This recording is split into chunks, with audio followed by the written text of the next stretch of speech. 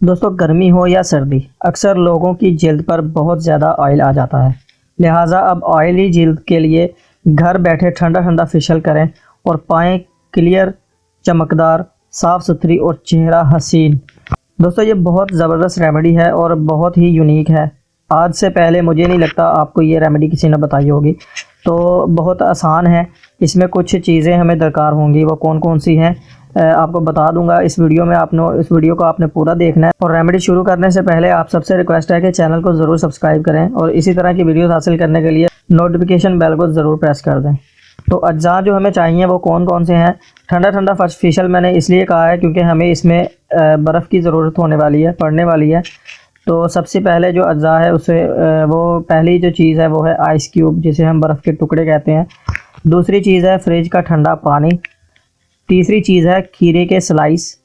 चौथी चीज़ है गुलाब का अर्क। पांचवी चीज़ है नींबू का रस।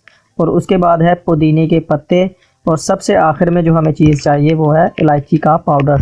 तो इसको बनाना कैसे है, बनाने का तरीका भी बहुत ज़्यादा आसान है। सबसे पहले आपने एक बड़े शीशे के प्याले में फ्रिज का ठंडा पानी डालना है और इसमें चंद आइस क्यूब आपने डाल देनी है, यानी कि बर्फ़ के टुकड़े आपने इसमें डाल देने हैं।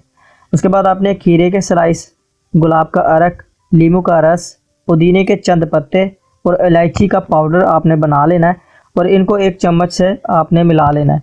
अब इस प्याले में आप अपने चेहरे को डालें, जिस तरह भाप लेते हैं बिल्कुल उसी तरह, लेकिन ध्यान रहे कि चेहरा प्याले के अंदर हो और जब सांस लेना हो, मतलब सांस लेने में दुश्वारी हो रही हो, तो चेहरा बाहर निकाल लें। इसी तरह 10-10 सेकंड के वक्फे से चेहरे को अंदर बाहर करें और इसके बाद टिश्यू पेपर से चेहरे को सुखा लें। दोस्तों, सिर्फ आपने यही काम करना है, आपका जो फेशियल है वो मुकम्मल हो जाएगा। उम्मीद है कि इस फेशियल से आपको बहुत ज़्यादा फ़ायदा होगा और ऑयल कंट्रोल में आ सकेगा। आपकी जो ऑयली स्किन है वो बिल्कुल आपकी जो बिल्कुल फ्रेश हो जाएगी।